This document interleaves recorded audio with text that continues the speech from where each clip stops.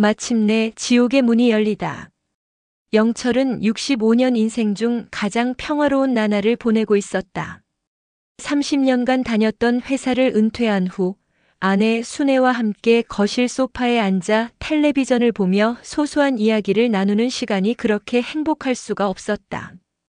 경준, 민준, 지호 세 아들이 모두 어엿한 사회인이 되어 각자의 삶을 살고 있는 것도 마음을 편하게 했다. 가끔 손주를 안고 찾아오는 아들들을 볼 때면 지난 세월의 고단함이 눈 녹듯 사라지는 기분이었다. 영철은 이 모든 것이 그가 평생을 바쳐 지켜온 일상의 보상이라고 생각했다. 영철의 새로운 취미는 아파트 단지 인근의 조그마한 공원을 산책하는 것이었다. 주머니에 작은 렌즈를 달고 스마트폰으로 길가의 핀 꽃이나 햇살을 즐기는 고양이의 모습을 찍는 일은 그에게 잊었던 감수성을 일깨워 주었다. 그날도 영철은 따스한 가을 햇볕을 맞으며 공원 벤치에 앉아 쉬고 있었다. 한적한 공원 길을 따라 걷는 노인의 모습에 시선이 닿았다. 자신과 비슷한 나이로 보이는 그 남자는 허리가 조금 굽었고 흰 머리는 듬성듬성했다. 영철은 무심코 그를 훑어보려다 순간 몸이 굳어버렸다. 그의 눈은 본능적으로 남자의 걸음걸이를 쫓았다. 그리고 머릿속에서 섬광처럼 번개쳤다. 잊으려 애썼던 기억, 평생을 짓눌렀던 그림자, 지워지지 않는 낙인처럼 박힌 한 남자의 얼굴이 그의 눈앞에 겹쳐 보였다. 최선임. 영철의 심장이 쿵 하고 떨어졌다. 40년이 넘는 세월이 흘렀지만 그 얼굴은 단 한순간의 망설임도 없이 영철의 뇌리에 박혀 있었다. 세월의 풍파가 그를 겉모습만 바꾸었을 뿐 영철의 기억 속에 잠들어 있던 악마는 그날의 모습 그대로였다. 영철의 손에 들려있던 스마트폰이 덜덜 떨렸다. 그는 숨을 쉬는 것조차 잊은 채 그 남자가 공원을 빠져나갈 때까지 자리를 뜨지 못했다. 발소리가 멀어질수록 영철의 심장은 더욱 격렬하게 울렸다. 박영철 323만 2147입영. 1978년 영철은 20대 초반의 청년이었다. 훈련소에서의 혹독한 시간들을 겨우 버텨내고 자대에 배치되던 날 그는 안도의 한숨을 내쉬었다. 하지만 그 평화는 채 24시간도 가지 못했다. 내무반에 들어선 순간 영철은 처음으로 공포라는 냄새를 맡았다. 곰팡이 냄새와 땀 냄새가 뒤섞인 마치 늪지대 같은 공기. 그리고 그 늪 한가운데에서 영철을 노려보고 있던 최선임이 있었다. 최선임은 영철이 속한 분대의 최고참이었다. 그는 모두에게 인간 쓰레기라 불렸다. 다른 병사들이 잠든 밤 그는 영철을 조용히 깨웠다. 야, 박이병. 잠이 오냐? 나는 잠이 안 와서 환장하겠는데 내가 어떻게 두 발 뻗고 자냐? 영철은 눈을 감고 있었지만 등 뒤에 꽂히는 그의 시선이 칼날 같았다. 안 들려? 대답. 최선임은 영철의 등을 발로 걷어찼다. 대답하라고. 너 때문에 잠이 안 온다고. 그날 밤 영철은 밤새도록 잠을 자지 못했다. 최선임은 그를 내무반 한가운데 세워놓고 뜬금없이 질문을 던졌다.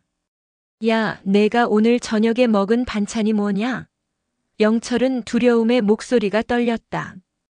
된장국 그리고 감자볶음입니다. 최선임은 영철의 뺨을 후려쳤다. 거짓말하지 마.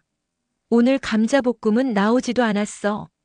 군대에서 거짓말하면 어떻게 되는지 알아. 영철은 눈물을 참고 대답했다. 죄송합니다. 최선임은 영철의 머리를 잡고 내무반 바닥에 처박았다. 사과하지 마. 죄송할 짓을 왜 해? 그의 괴롭힘은 예측 불가능했다. 아침 점호 시간 최선임은 영철에게만 선배님의 아침은 내가 책임진다며 훈련소 때 배운 군가를 외우라고 시켰다. 영철은 목이 쉬도록 군가를 불렀다. 하지만 한 소절이라도 틀리면 곧바로 뺨을 맞았다. 어딜 봐? 내 눈을 보고 불러. 내가 부르는 군가가 내 귀에 똑바로 들리지 않는데 어떻게 눈을 마주보고 부르지 않아? 다른 선임들은 고개를 숙이거나 못 본 척했다. 그들은 자신들의 안전을 위해 영철을 외면했다. 영철은 내무반의 유령이었다. 모두에게 투명 인간이었고 오직 최 선임에게만 보이는 먹잇감이었다. 가장 끔찍했던 것은 웃음이었다.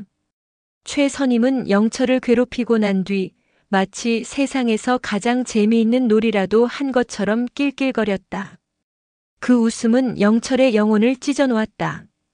그는 복도를 지나갈 때마다 영철에게 발을 걸고 영철이 겨우 고개를 들면 왜? 내가 보고 싶었냐? 라며 비웃었다. 영철은 밤마다 이불을 뒤집어 쓰고 소리 없는 눈물을 흘렸다. 그리고 그 눈물 속에서 한 가지 다짐을 되새겼다. 내가 이 군복을 벗는 날 반드시 이놈을 찾아내 죽여버릴 거야. 내 손으로 내 눈으로 똑똑히 확인하면서 죽일 거야. 그 다짐만이 그를 살게 하는 유일한 힘이었다. 증오가 그를 지탱했다. 추적 그리고 복수. 영철의 평화는 산산이 부서졌다. 그날 이후 영철의 카메라는 더 이상 꽃을 찍지 않았다. 대신 최 선임의 집을 향해 있었다. 영철은 매일 그의 동선을 따라다녔다. 최 선임은 동네 복지관에서 배식 봉사를 하고 아침마다 공원을 산책하는 평범한 노인이었다. 영철은 그의 모습을 보면서 복잡한 감정에 휩싸였다. 40년 전 그를 지옥으로 밀어넣었던 악마가 이제는 지팡이에 의지하는 나약한 노인이라니. 하지만 영철의 마음속에는 여전히 복수심이 들끓었다. 영철은 순애에게 요즘 복지관 봉사활동을 시작했어요 라고 둘러대며 최 선임의 뒤를 쫓았다. 그는 최 선임이 어떤 사람들과 어울리는지, 그의 가족은 어떤지, 어떤 삶을 사는지 모든 것을 파악했다. 놀랍게도 최 선임은 아내와 아들을 둔 평범한 가장이었다. 아들의 이름은 민호였다. 영철의 차남 민준과 같은 이름이었다. 복수심은 영철에게 놀라운 집중력과 추진력을 주었다. 마침내 영철은 복수를 실행할 완벽한 기회를 포착했다. 최 선임이 다니는 복지관에서 봉사자들을 위한 작은 봉사상 시상식이 열리는 날이었다. 영철은 단상에 올라가 그에게 마이크를 넘겨줄 계획을 세웠다. 그날 영철은 평소와 다른 깔끔한 양복을 입고 시상식장에 들어섰다. 가슴 속에서 심장이 격렬하게 뛰었다. 드디어 복수의 순간이 왔다. 최 선임이 호명되자 박수가 터져 나왔다. 어르신, 이리 나오세요. 사회자가 웃으며 그를 불렀다. 최 선임은 활짝 웃으며 단상으로 올라섰다. 그의 옆에는 아내와 아들이 함께 있었다. 영철은 마이크를 든 채 단상에 올라갔다. 최 선임은 영철을 알아보지 못한 채 영철의 눈을 보며 활짝 웃었다. 마이크를 건네는 찰나 영철은 최 선임의 귀에 속삭였다. 최 병장님 기억나십니까? 323만 2147. 박영철 이병입니다. 최 선임의 얼굴에서 웃음기가 순식간에 사라졌다. 그의 눈은 동공이 흔들렸고 온몸이 굳어버렸다. 영철은 눈빛으로 말했다. 기억하지? 내 이름은 잊었어도 내가 너한테 당했던 일은 영원히 잊지 못할 거야. 최 선임의 눈에 희미한 공포가 스쳐 지나갔다. 영철은 마이크를 든 채 말했다. 오늘 이 자리에 귀한 손님들이 와 계신다고 해서 제가 특별히 마이크를 좀 잡았습니다. 저는 이분의 동기이자 같은 내무반 생활을 했던 사람입니다. 영철은 마이크를 든 채 최 선임의 아내와 아들을 향해 고개를 돌렸다. 최 선임의 얼굴이 창백하게 질렸다. 그는 영철의 팔을 잡으려 했지만 영철은 그의 손길을 뿌리쳤다. 어르신께서 봉사상을 받으셨다고 해서 제가 과거에 겪었던 이야기를 조금 들려드리고 싶습니다. 영철은 숨막히는 침묵 속에서 담담하게 말을 이어갔다.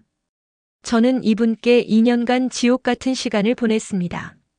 매일 밤 강제로 노래를 불러야 했고 뺨을 맞았고 밤새도록 군홧발에 채였습니다. 사회에 나가면 찾아가서 죽여버릴 거야라고 다짐했을 만큼 평생 지워지지 않을 상처를 받았습니다. 최 선임의 아내와 아들은 놀란 눈으로 영철과 최 선임을 번갈아 보았다. 최 선임의 아들은 아버지의 팔을 잡고 아버지 이게 무슨 소리예요? 라고 물었다. 최 선임은 아무 말도 하지 못했다. 그의 몸은 부들부들 떨리고 있었다. 그를 향했던 사람들의 박수와 시선은 순식간에 의심과 비난으로 바뀌었다. 영철은 더 이상 아무 말도 하지 않았다. 그는 마이크를 든 채 최 선임의 눈을 바라보았다. 그의 눈빛은 40년 전의 억울함과 증오, 그리고 이제는 허탈함이 뒤섞여 있었다. 영철은 마이크를 내려놓고 천천히 단상을 내려왔다. 그는 복수를 마쳤다. 더 이상 그를 찾아다닐 필요도 그를 증오할 필요도 없었다. 그는 자신의 영혼을 갉아먹던 악마를 그 자리에서 파멸시킨 것이다. 진정한 사과 그리고 용서. 그날 저녁 영철의 집 초인종이 울렸다. 문을 열자 최 선임과 그의 아들이 서 있었다. 최 선임의 얼굴은 공원에서 보았던 평화로운 모습은 온데간데 없었다. 그는 고개를 숙인 채 영철을 바라보지 못했다. 영철의 옆에 서 있던 순애는 이 상황이 당황스러워 영철의 손을 잡았다. 박영철. 정말 미안하다. 최 선임은 떨리는 목소리로 겨우 입을 열었다. 내가 너를 지옥에 빠뜨렸지. 그의 아들은 고개를 숙인 채 고통스러워하고 있었다. 아버지 왜 그러셨어요?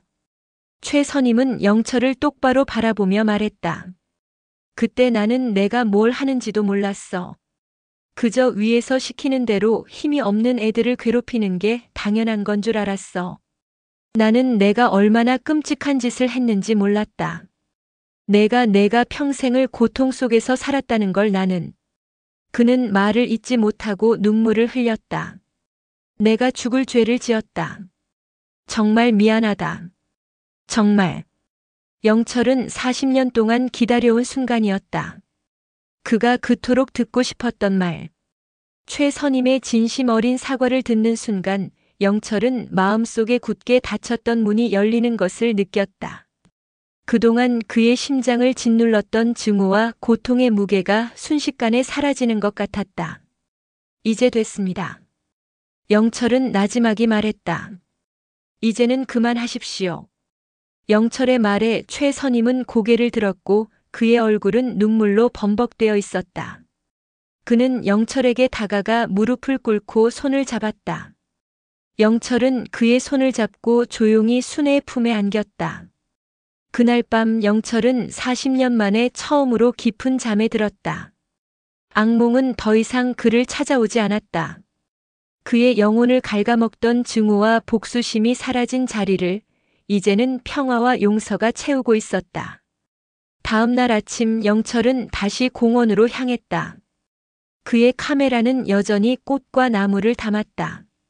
하지만 그의 눈빛은 더 이상 복수심으로 가득하지 않았다. 그는 40년의 증오를 내려놓고 마침내 자신을 짓눌렀던 과거의 족쇄에서 벗어났다. 그는 이제 평화롭고 온전한 자신으로 돌아왔다. 그리고 그의 사진첩은 이제 다시 평화로운 풍경으로 채워지기 시작했다.